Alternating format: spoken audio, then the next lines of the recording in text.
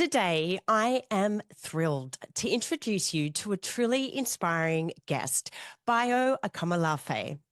Bayo is a writer, speaker, and deep thinker who challenges us to see the world from a completely fresh perspective, one that reimagines how we understand power, justice, and purpose. Drawing from his Yoruba heritage and his rich experiences across different cultures, Bayo describes himself as a trans-public intellectual. But his work is more than just speaking truth to power. It's about creating spaces where deeper, more inclusive conversations can flourish. Bayo's journey began in Nigeria and took him through Germany after the sudden passing of his father, which set him up on a quest to explore trauma, healing, and identity. This led him to traditional healers and a desire to understand a world beyond the conventional. Now living between India and the United States, Bayo finds his greatest inspiration in his family. He is the founder of the Emergence Network and the brilliant mind behind We Will Dance with Mountains, a series that invites us to rethink how we face the crisis of our time. His books, These Wilds Beyond Our Fences, and We Will Tell Our Own Story, push us to venture beyond the edges of what we know and to embrace the unknown. Welcome to the podcast, Bayo. As I said before we hit record, it is such an honor to be able to hold space for your work in the world today. Thank you so much for joining me. Thank you for having me, sister. Thank you. Great to be here. I want to kick off with a question that I ask many of my guests on this podcast. Now, as a guest, you probably expect that I'm going to be working hard to get big answers from you. But actually, I'm curious to know what question is currently guiding your life and your work forwards at this exact moment in time. What question? Well, it's not a singular question. It's not a stable thing. It's more like you know what it is like to lift up a rock and see all these critters, living beneath, worms and unspeakable things, just gnawing about and saying hello to each other. That's how it feels. It feels like a hidden vortex or federation of inquiries that don't quite have words attached to them yet. Maybe a feeling, maybe a sense of magic. But if I were to pick one out from beneath that huge boulder and hold it up to our gaze and forcefully and rudely imprint words on it, it might sound like, how do we live with the cracks? How do we host monsters? What is the world inviting us to be responsive to that we miss out on because we're so locked into the familiarity and the comfort of our neurotypical ways of behaving? What does it mean to get lost right now? And then I would eat the bug. Hakuna Matata style. I love your quest.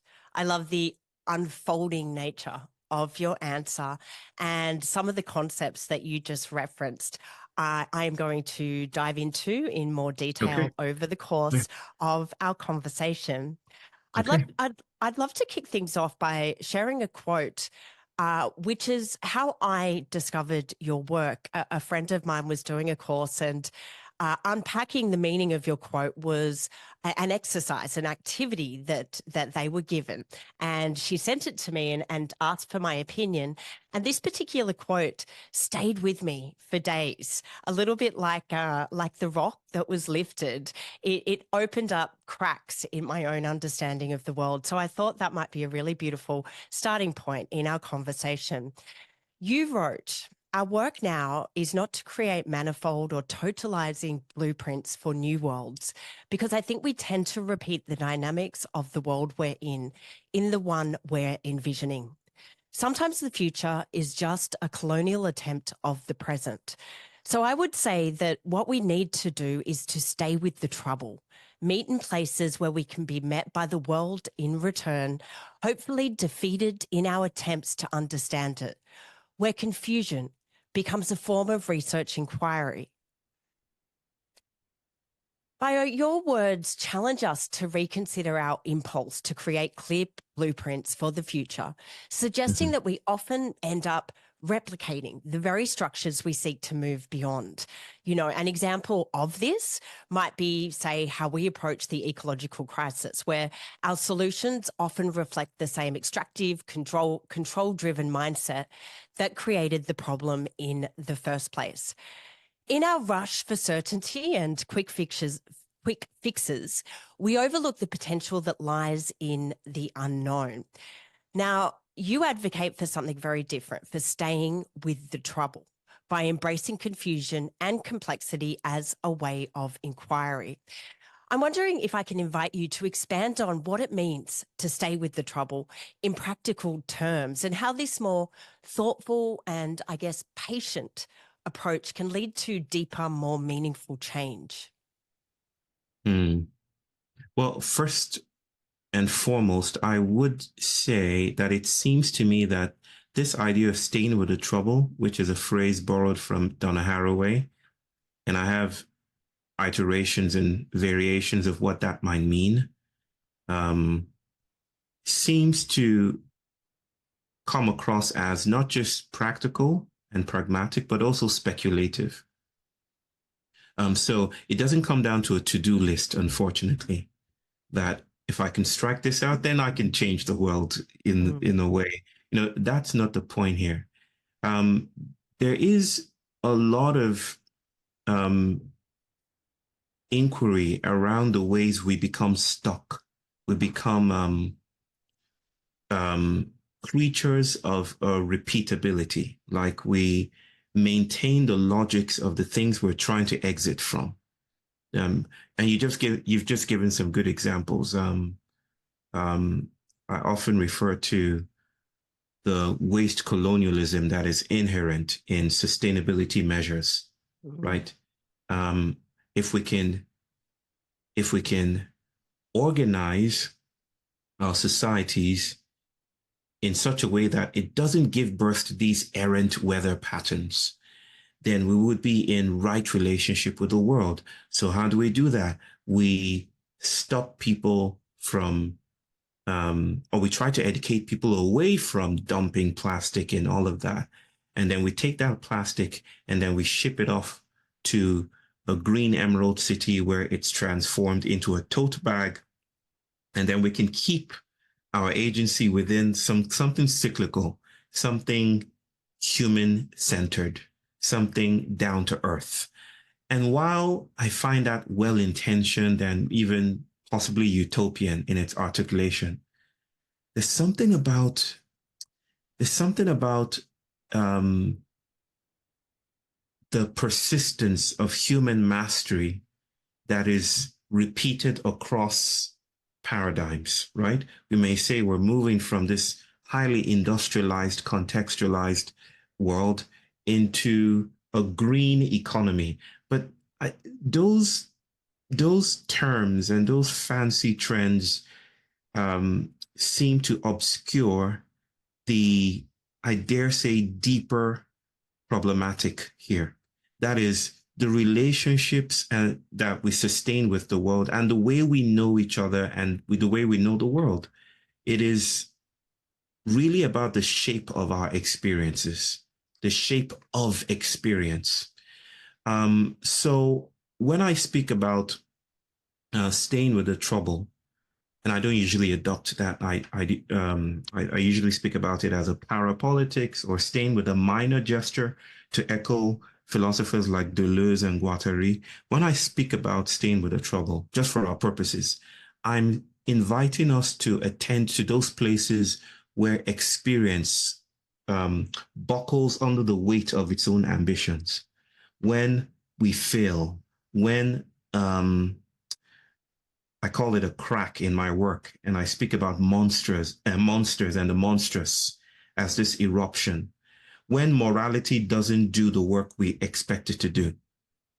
A very um, um, quick instance is me speaking with some huge NGO recently, and they told me that their moral paradigms and compliance structures, which is intended and designed to safeguard the activist space and what they're doing in the world in terms of climate activism, that it seems to be proliferating more harm than good, right?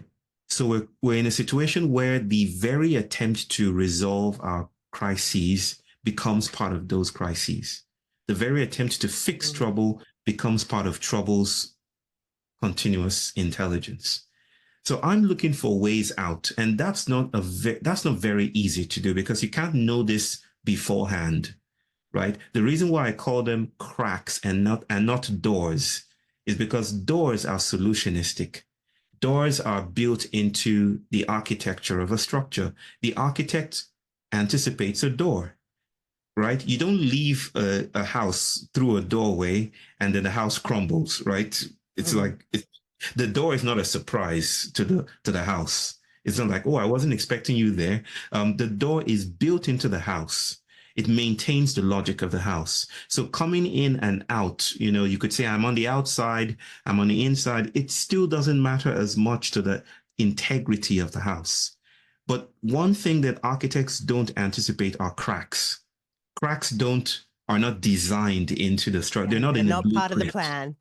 They're not part of the plan. They just show up, and they don't show up as a result of human agency, right? They show up as a result of a force of many things, a parliament of many things. The structure itself is exploring its own excess, right? It's exploring its own inability to stay still.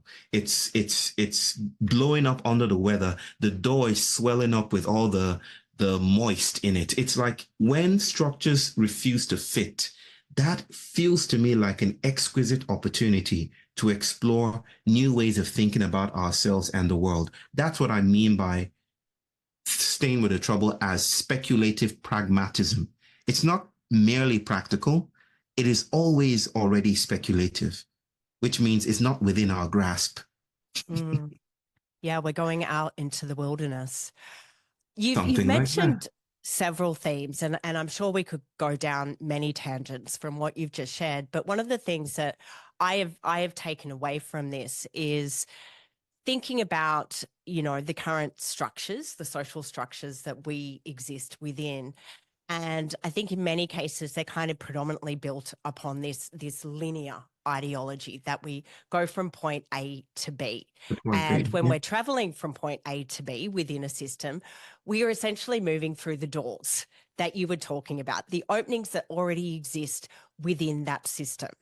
However, what I am hearing is that to truly go into the wilderness, to the world of new possibility, into the unknown, we actually need to shift from this linear mindset where we believe that change happens from point A to B. Like, for example, if we replace combustion engine models with fully electric vehicles, then we've gone from point A to B and we've solved the problem without actually considering that there are further implications to electric vehicles, like, for example, mining or the extraction of lithium or whatever it might be, that in order to truly be able to step into the deep transformation required, we need to accept that we don't have the answers. We need to step into the wilderness and allow the unknown possibilities to unfold rather than simply viewing transformation as that linear journey. I really don't think you should be speaking with me then. You've just nailed it. I've done my best. Look, I've sat with your content because I have been on the edge of this path, and you were the first person who has been able to really clearly translate what I wasn't able to articulate. So I've landed here because of your work. That was such a beautiful. And I was wondering, I just wish you could I would just go to bed and sleep off, and then you just go and do all these talks and stuff. But that was marvelous because there's something about moving from point A to point B, which traces out a neurotypical compliance. And neurotypicality here is not just a type of brain, it is how bodies are entrained and manufactured and supported to perform the world and to perform in the world is all the ways we are trained to think about the world, right? So neurotypicality is the gesture here, is the dominant rhythm, is the ways that we swing to the beats of modernity, right? It's how a good body produces, right? It's how we expect others to produce and to become. It's how we police each other, how we say that's not good or get a job or something. That's neurotypicality. It's not just a brain, it's all the webs that connect brains together and bodies together. And that network that tells us change doesn't happen except it's scaled up. If you're not reaching King Charles or President Kamala or Trump or Obama, if you're not reaching the high echelons of political power, then you're not really getting to where change really lives. And that idea that change is spectacular, it comes in flashy ads, or it comes in this modality or that modality or in this standardized normative form, is how neurotypicality breeds. And I feel that is that what that obscures are all the tiny minor gestures, all the ways that bodies spill into other bodies, all the ways that reality upsets its own algorithms, right? A dear sister of mine will put it this way, that you can be anti this or anti that. You can be anti-racism and resist and all of that. But the risk of doing that is that you miss out on all the leakages and spillages, all the ways that things spill away from each other. You see, a lot of what I say is informed by process philosophy, that the world isn't still or captured. It's moving. It's not that you can't step in the same river twice. It's that you can't even step in the same river once, right? It's that the world is constantly fugitive. And that invites a decolonial perspective, a decolonial ethos. It invites us to look for those spaces where the world is behaving differently or misbehaving. And that is, I feel, the heart of this stain with the trouble that I speak about. That's a beautiful segue to my next question. What I'd love to have a bit of a chat about is your work in relation to the decolonisation of the stories that we live by. So challenging the dominant narratives that prioritise certain ways of thinking while marginalising others. For example, as we just shared, Western narratives often celebrate individualism, linear progress, and intellectual achievement, while overlooking Indigenous wisdom, ancestral knowledge, collective ways of knowing, and also intuitive intelligence. And these are ways of being in the world that potentially hold the key to some of the solutions that we need. So I'm wondering if you can share why it's so crucial to challenge these dominant narratives so that we can weave more integrated story threads into our shared humanity. I'm just as wary about Indigenous or the instrumentalization of Indigenous wisdoms, right? I remember while in Nigeria, still pursuing a PhD, there were conversations and debates about including these indigenous traditions in the neuropsychiatric network of hospitals. The Ministry of Health in Nigeria felt, we can't just abandon these things. Let's not just work with doctors and psychiatrists and clinical psychologists and social care workers. Let us work with the Babalawos. That's the Yoruba name for the health practitioner, the healer, the shaman, right? The priest. Let's work with them as well. Let's give them an office space. And I felt this was dangerous. There's something about inclusivity that grants legibility within systems of capture, right? It's that now you're useful, and there's nothing more dangerous than being useful to systems of captivity.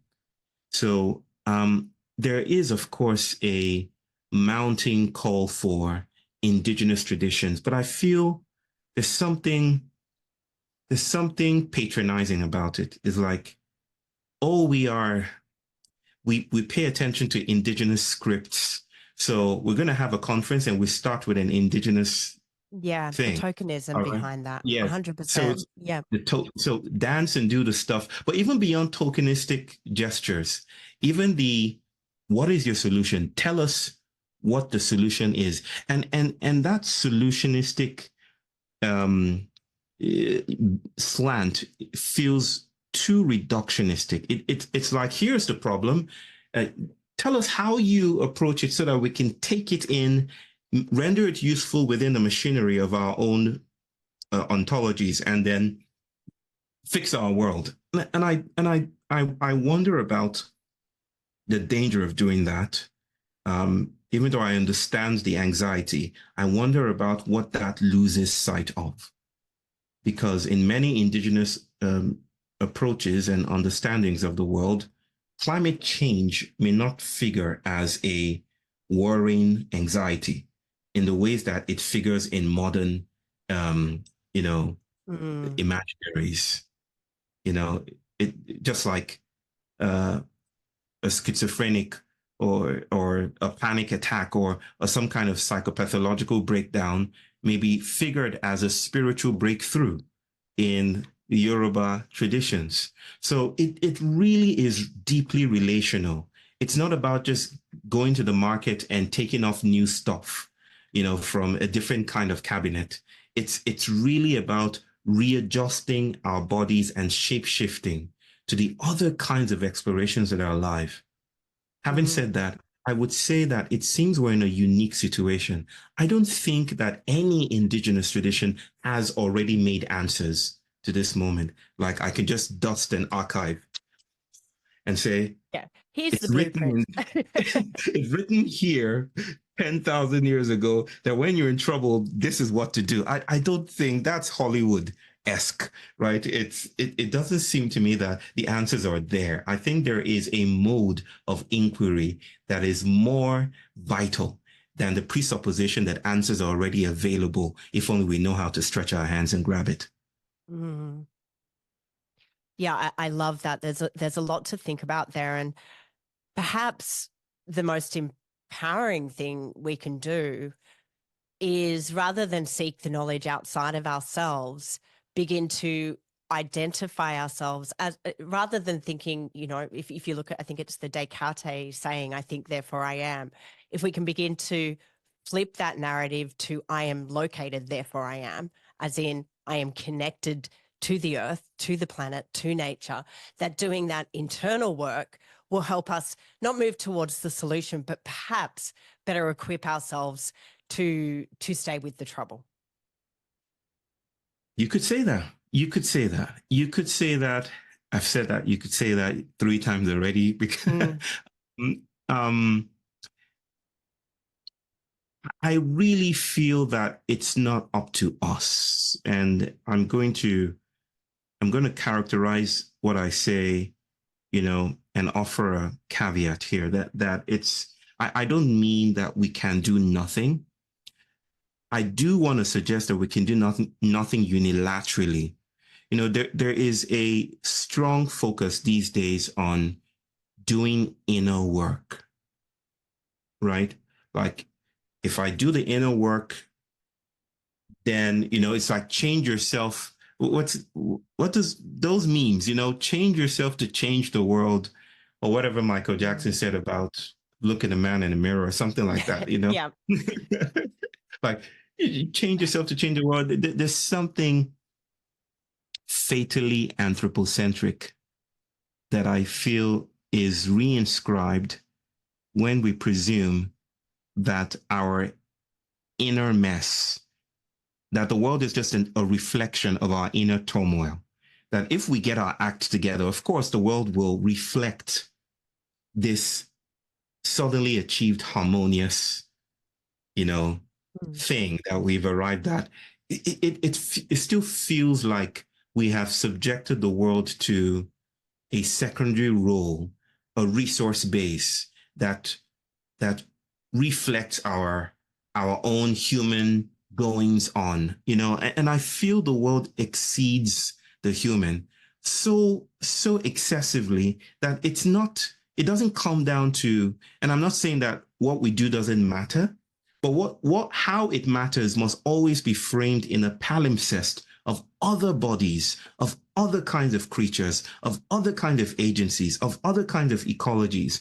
We are not unilaterally saviors of the world. And I kind of resist or refuse that idea that if we get our act together, the world will just echo, sing its praise for our new sacred achievements and then organize itself.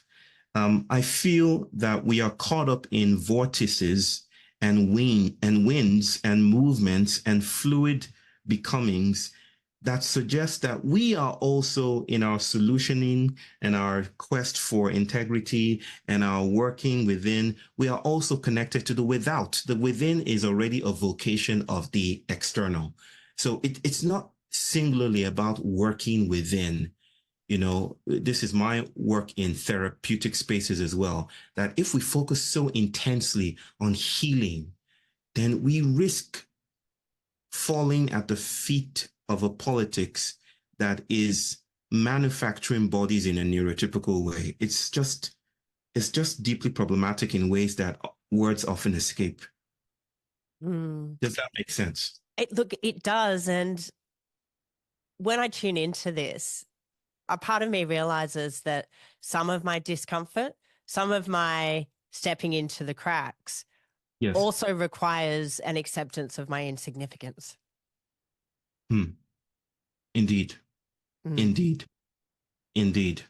I mean, we are important to the degree of our insignificance, I think.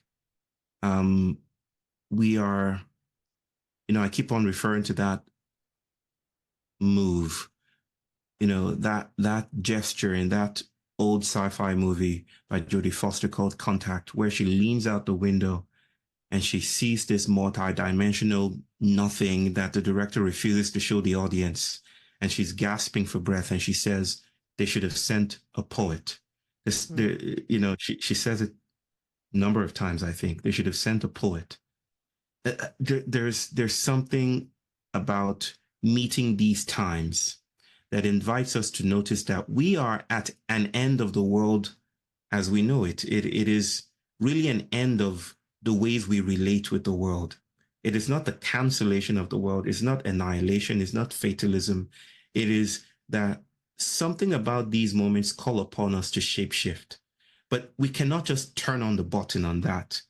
We can go to a workshop and say, you know what, I've gone to this workshop, I've done the inner work, I'm done. It seems too convenient to our convenient strategies of settlement building to make such cosmic claims that we have revived or, arrived somehow. So there's something that is flawed about those, and incomplete in my sense, about those kinds of resolutions that invites me to keep on seeking, that the work is continuous, that justice may even be inadequate a framework, and that our work is not to arrive in some holy way, but our work is to keep on being attuned to and becoming sensitive to the ways that the world is reorganizing itself. That is responsibility to me, responsibility. So, as a segue to this last talking point, I want to share something that I've been grappling with, and I imagine some of the people tuning into this podcast. We've spoken a little bit about the systems in which we currently exist, the doors that we are currently walking through. And Yes. the more I learn about, for example, the ecological crisis, the clearer it becomes how deeply ingrained these systems are, especially capitalist ones that push endless growth and top-down power. And in many ways, it's these systems that have led us to this point in time. But even if you look on, social media, we're constantly being sold the idea of needing more, being more, achieving more, or, having discussions about getting the mortgage to buy land that was probably never truly ours in the first place. And this kind of constitutes the paradigm in which we exist. The more I see these patterns now, I've developed some level of awareness for them, the more I feel a deep grief and uncertainty about my purpose in it. And sometimes it feels like collapse. The collapse of identity systems and the economy as it is might be the only pathway forward. So my question is, how can I, on one hand, sit with these uncomfortable truths and yet at the same time still hold on to a sense of hope and of agency without, I guess, being overwhelmed by, existential doom? Yeah, it's that thesis of existential doom that I often worry about. Mm. I used to think that the only way that everything could change was if, and I know this is embarrassing at some level, but in my defense, it was a long time ago, and I still maintain snippets of that, you know, sci-fi inspired notion that if a different civilization, if an extraterrestrial civilization should happen, and this thing called disclosure should happen, then everyone would know and get their act together in a Reagan-esque way. We would suddenly realize that we are not as different from each other as we think we are. This is a thesis that I would probably chuckle at today. But the reason I would do so is the idea of change being this spectacular transformation that happens at ultra scaled up level is also the same logic as the only way we can move to a new paradigm is if everything falls down on itself. And Mm. and probably that informs the reason why activism is proliferating more veterans than than people who are it seems um in a place of hope about their work, right? Is because they are neurotypically trained to think about change in this way and transformation in big extraterrestrial sci-fi Hollywood blockbuster terms, Yeah. right? Um, I feel that there's a politics that knows how to listen to the minor, and hope lives there for me somehow. That when we leave the plantation that produces our bodies in a certain way, we might take in a little bit more of the magic of the world that we are blinded or cut out from in our performance of modern anxiety and solutionism. The world is so much, in my view, more generous than our fatal data reports about incoming doom. I think the world is much more alive than that.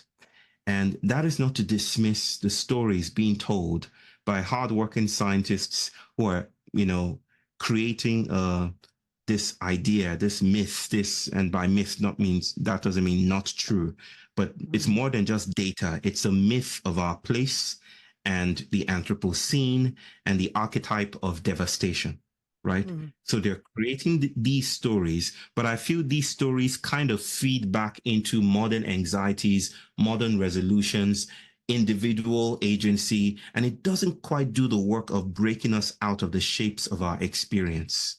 So I think a queer kind of hope lives in the minor.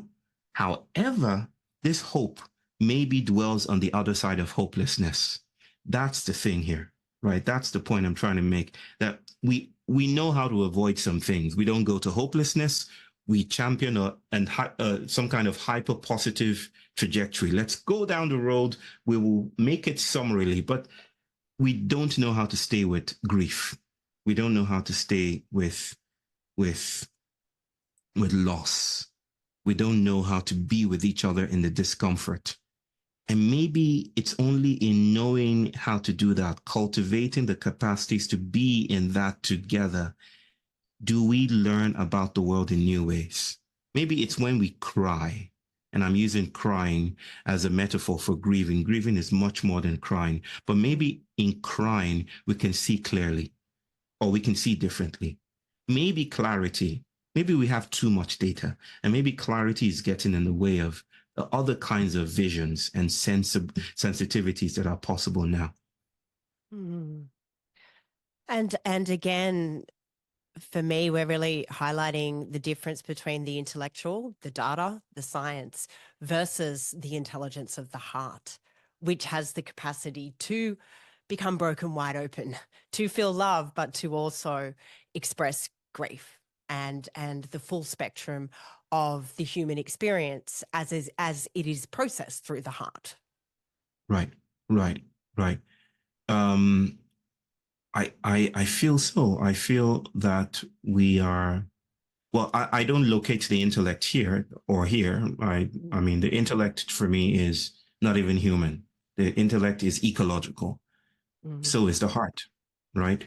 We don't feel here or think here or otherwise. We think along with ecologies.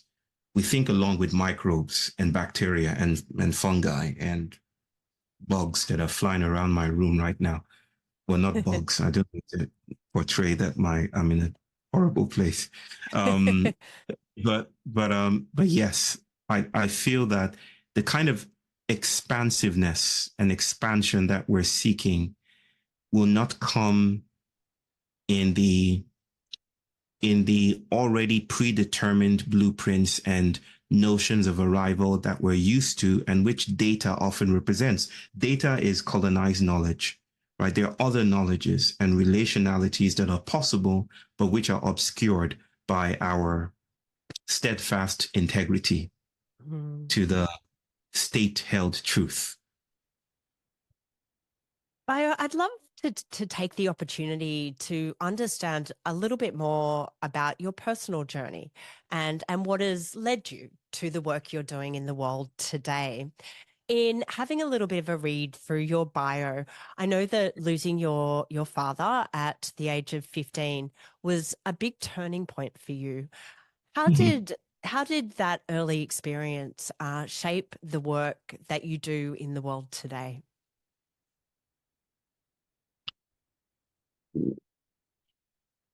Losing my father made it real, Mm. made the world real. Um, Up to that time, I was a growing teenager, um, and I lived in a bubble within a bubble within a bubble.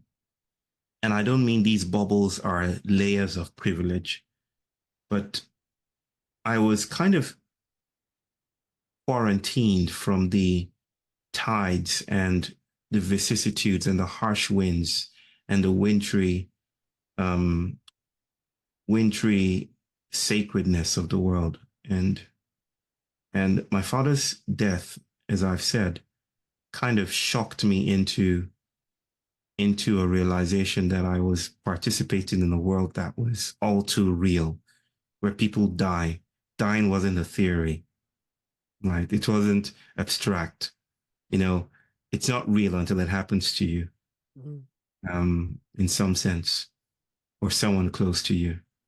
And my father's dying was was the instigation of my philosophical life, because I immediately fell headlong into a consideration of theology. Um, I needed to examine my faith, the faith that I grew up with, Christian, evangelical, charismatic, Pentecostal.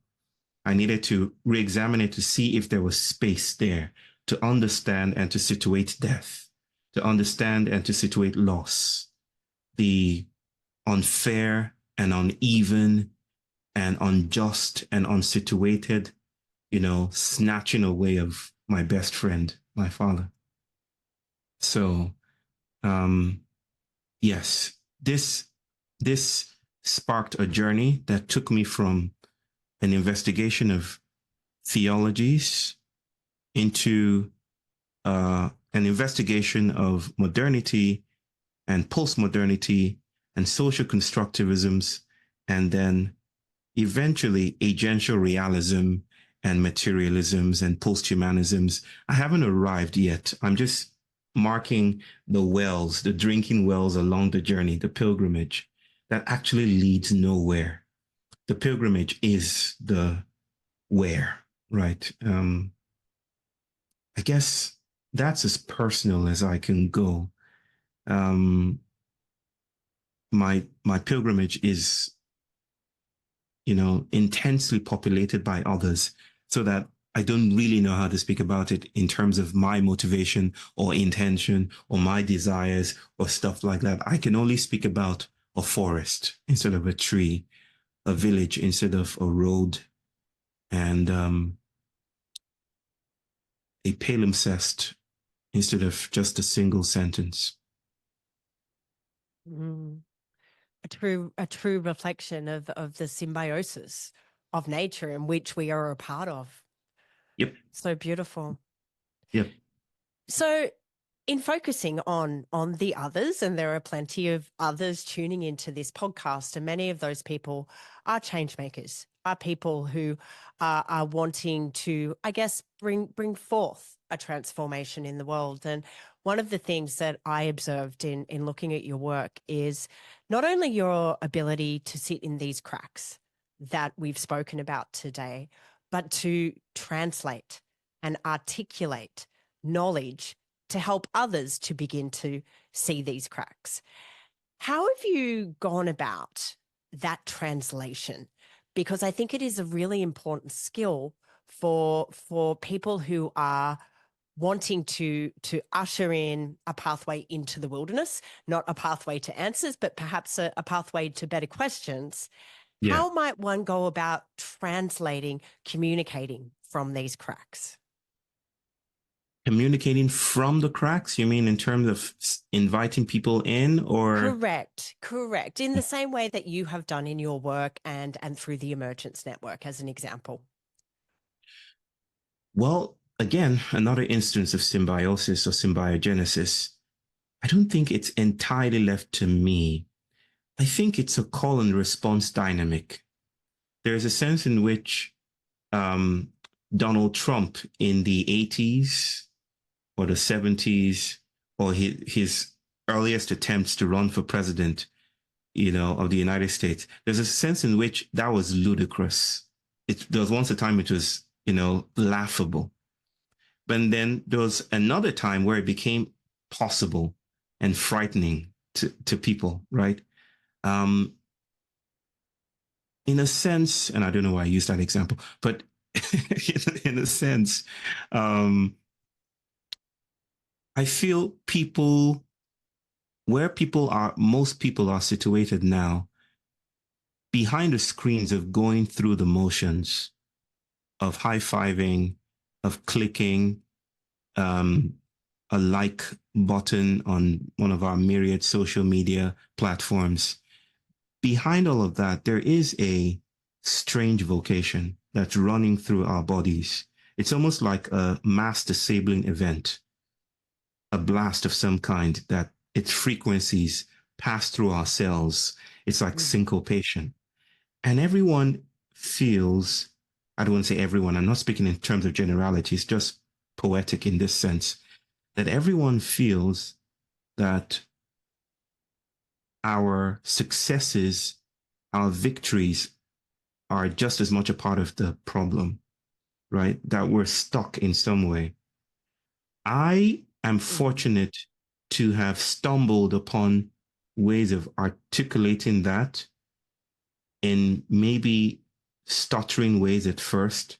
I'm still seeking. And then when I get a and an it boosts my feelings of, okay, I think I'm onto something here. It really feels that people are responding to this idea that the way we respond to the crisis is part of the crisis. So poetry, confluences, deep readings, exploring together, an expansion of intuition. All of these just conspire to make it further accessible to others, a space of rest for others who are seeking ways of articulating their malaise, the sense of sickness. They're not able to put their hands on it, their fingers on it, but they sense maybe arriving at the end of the line with a trophy in our hand isn't the mic drop we think it is. Maybe it's not the mic drop. Maybe even if we achieve racial justice or climate justice, we would still be within the plantation. Maybe installing solar panels on a slave ship isn't exactly what we want to do. So there is this sense of inner turmoil that translates and that becomes this call and response, almost like a sermon. And I'm responding to that, and I'm dancing with that. It's a village thing that's happening here. And it's also an invitation, because I now take that thing that has no name and I offer it to others and say, do you feel this way as well? Do you sense, as I sense, do you feel that we need new language, or maybe no language at all? And people are like, yes. And so that is the that is, in a nutshell, an easy nutshell, the the the, the ecology of Yeah. fluid shaping my work now. And I have to say, in hearing you share more about your work, I can almost feel my nervous system drop, because it's this immediate permission to stop the race and to simply come into being, to come into the oneness of Yeah, what we are. And that is such a beautiful thing. Something that I've noticed across the course of this conversation that yeah, you embody so beautifully is that, and I've also noticed this within myself, that my default, even in some of my questions, is to want to create containers or pathways and to draw them out of you, because that is often what I have done as someone hosting a podcast. And yet yes, every single answer, you so beautifully embody this more integrated, interconnected, symbiotic approach in every response that you have given me. And I think that that in itself is such a gift, not only to your community, because you're embodying what this community is about, but I'm also really curious as to how you've gone from what I think is such an ingrained default, this kind of intellectual, compartmentalized, linear, individualized response, to make this kind of integrated mindset your default response. I hope that made sense, what I'm saying. But I think it I've does. really It does make sense. witnessed that in you, and it's been so beautiful to see that. Thank you. Thank you. It is a beautiful thing, um, this vocation that I feel enlisted and recruited by. I can't always trace, there's something I do. It's obviously a lie, but it works. It's a useful lie that I kind of moved from a default Christocentric, modernizing colonial response to this fluid, poetic, processual, emergent, open-ended, promiscuous, trickster-like um, scholarship, by way of jumping through the hoops of these other philosophies that I've named. But it's not that linear. And all I can say is I'm in this stream, and this stream is not my sensitivity or my wisdom or my openness or my intelligence. It seems to be all of these things, but characterized by larger systems. It's not an Mm. individual. I'm no guru, or I don't have it all together. I'm deeply, deeply, deeply, no, I should remove the air quotes, deeply, deeply, deeply flawed. Right. It Mm. and and sometimes I wish I could have my stuff together. um I wish I could take out the thorns in my flesh, but that's not to be. um however, I know I've traipsed off into a different inquiry, but to your question, I don't know. I really don't know how I'm caught up in this stream. All I can say is that it isn't me. It is the intelligence of something larger, something that defeats us, something that is not available for our taxonomies, something that is powerful and something that is spilling out into the world right now, making shape for something else to occur. There's another trend that's spilling out into the world right now that I'm interested in exploring with you, and it is around the influence of AI. I And knew. you knew I was going to go there. Yes. You knew. That's right. Yeah, go ahead. What I'd love to explore is this whole idea that essentially we're teaching AI the same colonized mindset that has shaped our world. We're in many ways creating it to serve us, almost like a modern slave, yet we fear it might enslave us. Ironically, in fearing that it will enslave us, the very first thing that we have taught it is how to influence and market to us. And the crazy thing is that AI is kind of like a collective baby at this point in time, an infant that probably needs to be fed love and empathy before anything else, if it is actually going to help us in the way that we need. So I'm really curious to know, what do you think about the colonization of AI, and what could that mean for the future of humanity, and and how it might shape us as we move into this new era, whatever it is? Okay. Yes, I knew that where AI was going to come in somewhere. It's like, It's the ta-da! poignant question Surprise! of our time. Here it It is. is. It is. Isn't it? Well, I've also become well practiced in, I'm no AI expert or, or engineer of large language models or something, but I've become well practiced in inviting people to notice something different. One is the ways that we speak about artificial intelligence betrays hubris. Um, Again, a human-centered exclusive hubris. The idea that we are natural intelligences by default, right? And the intelligence of these artificial structures is only derived. We are the manufacturers. They are the subjects of our genius, which is called into question quite radically when someone like Sam Altman, the new messiah of AI futures, tells an entire conference that he's not quite sure how these systems work, right? That even though they build it from the bottom up, they're not quite sure how it works, right? Which would be alarming to most people, and was alarming when he announced it. But that leads me to the second point here, that I don't think that humans have intelligence. Now, I just want you to sit with that. It feels like that's the case.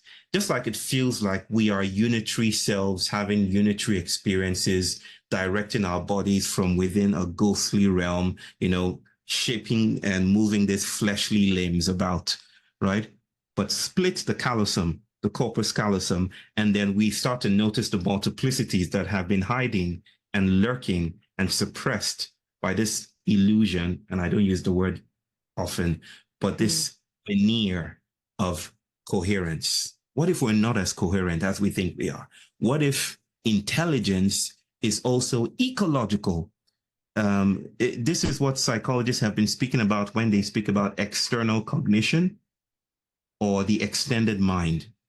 That we don't think in here, we think alongside, which already disrupts the idea of intelligence as here, right? So I don't think we have intelligence. I think intelligence is a more than human arrangement that enlists bodies in how it comes to matter, right?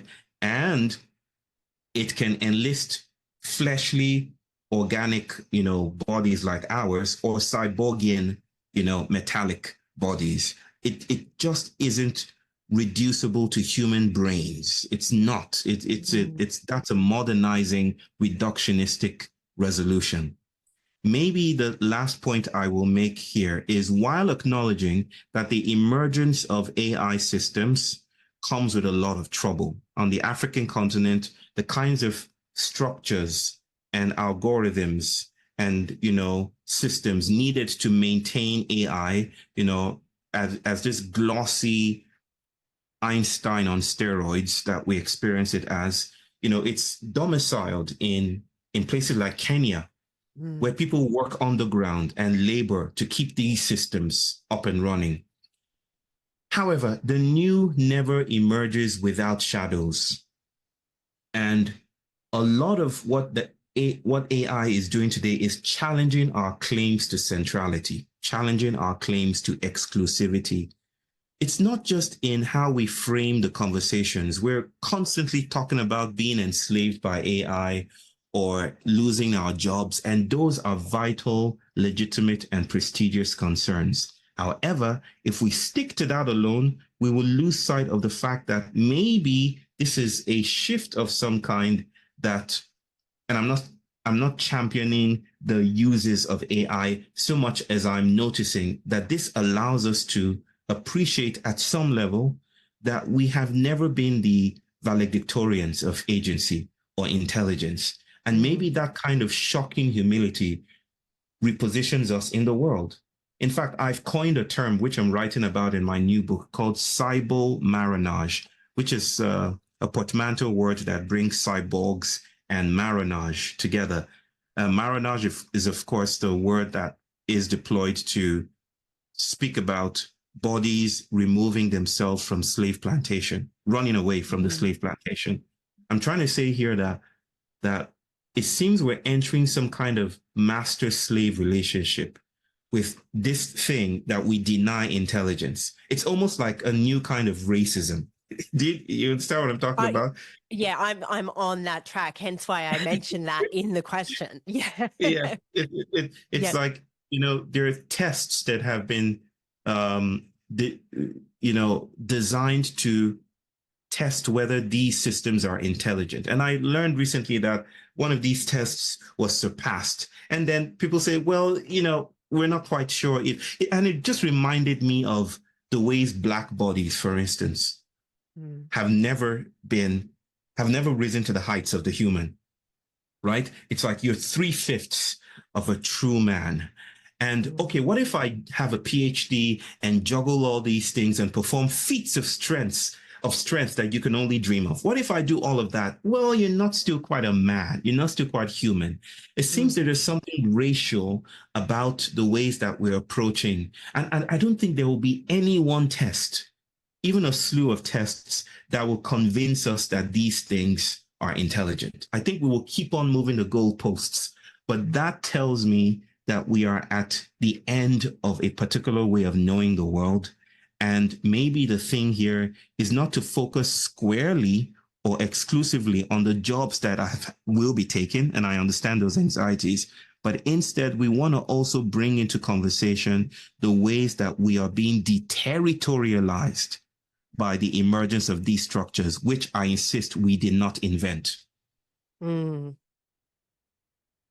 That we didn't invent. No, I don't think we're the creators of AI. And the reason why I say that is I'm bracketing the notion of the creator in much the same way that Freud bracketed the parent, right? Noticing the child as the mother of the man, right? It's the same way that I notice that tools use us as tools, right? If you use a tool long enough, you start to be instrumentalized by the tool. Think about the ways we are the products of our phones. Think about the ways 100% social media. Absolutely. Yep. Gotcha. I just can't simply think about reality traveling in one linear direction, that here's the creator and here's the created. I don't think reality is that simple, or not simple here. I don't think it's that linear or straight or convenient. I think in some ways we are being created by AI. We are being created by the technologies we supposedly invented. and we are being modified by the world we supposedly have instrumentalized. And that is a different realization altogether. Mm. So, Bayo, in conversations about purpose, this would normally be the point where I'd ask about the next steps. What actions can we take to move forward? But I feel that asking that would go against the very grain of this conversation. So instead, Nicely done. I'd love to explore your idea of post-activism. This concept seems to challenge the traditional notion of activism that relies on, direct opposition, clear goals, and linear paths to change. Could you explain for me what post-activism means to you? In another nutshell, I would think of post-activism as the eruption of ethics in moral settlements. And that might be confusing to people who often conflate morality and ethics, but I often distinguish them by noticing that morality is how bodies are, framed within larger systems of compliance, right? It's almost like it's like capture. It's almost, there's something captive about it. And I'm not saying captive in a way as to suggest some kind of pathology. We need captivity. Our bodies could not possibly move if it were not captive to some force, right? If we're not held down by gravity or something. In order for bodies to work in particular ways, it needs captivity of some kind. In order for the new to emerge, it needs something to break through. There are no cracks if there are no structures, right? Yeah, Cracks it needs the container. Exactly. Yeah. It needs the containers. This is what, Deleuze would have called a ritornello. So decoloniality needs the colonial in a perverse, ironic sense. So in this same way, post-activism is rupture. It's that point where doing the same things over and over again becomes counterproductive, and continuity becomes questionable. Like I gave an example earlier on, a very down-to-earth example of meeting with a huge organization, and they're like, our ethical paradigms, they use ethics in this sense, our ethical paradigms are no longer proliferating well-being. It's now harmful.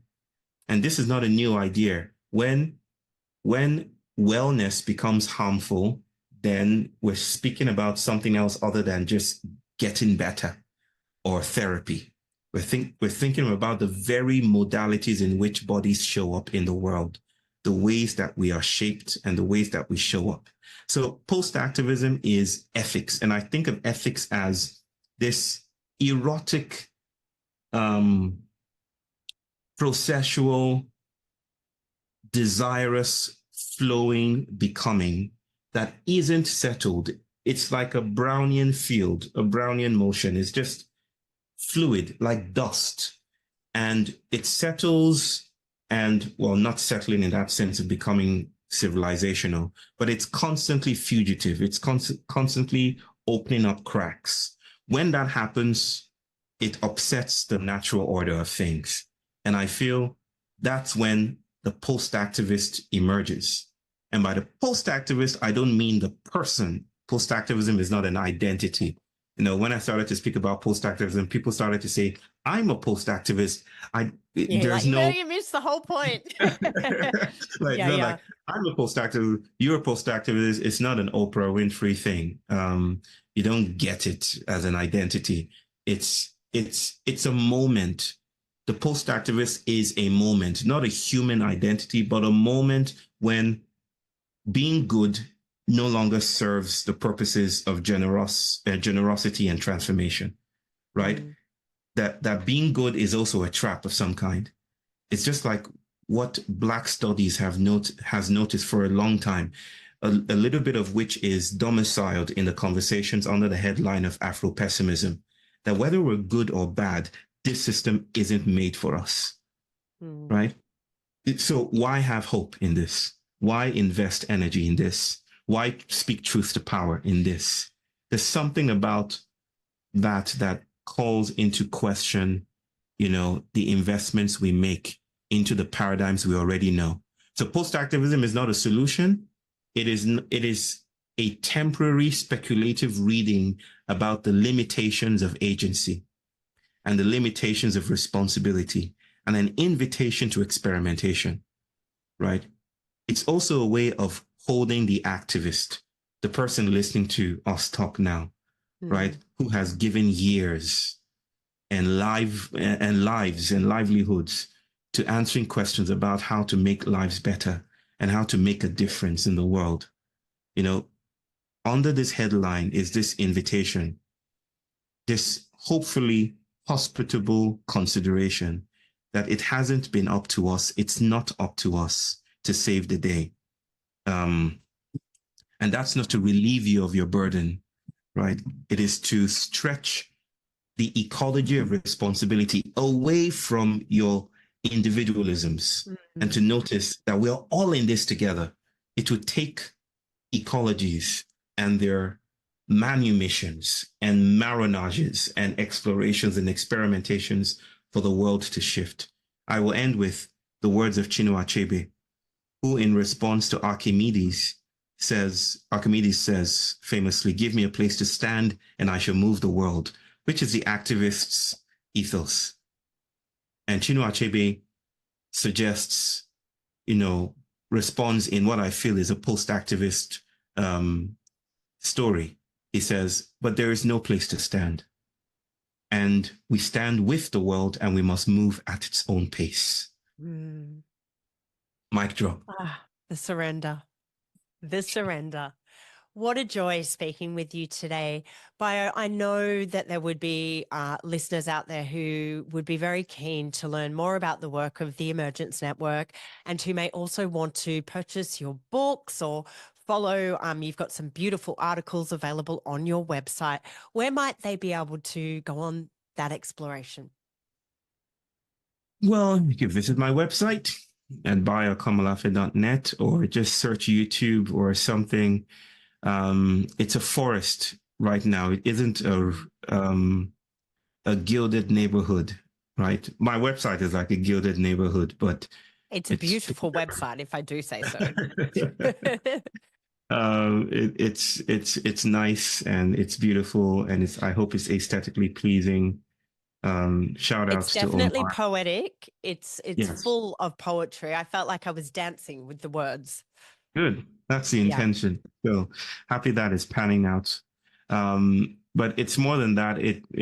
I'm speaking with you is part of this vocation of speaking with many people and exploring around the world and inquiring together. I don't have answers. I don't even always have good questions, but I think the confusion is my deepest vocation, and I want to stay there and leave people smitten, moved, not with answers, but moved in the ways that I reckon every entrance of the sacred leaves bodies broken, somewhat, disjointed, out of whack, because it's only then that we wobble into new kinds of being in the world. We don't walk straight or confidently into new paradigms. We wobble into it. So in the words of my friend Craig Slee, liberation is a form of disability.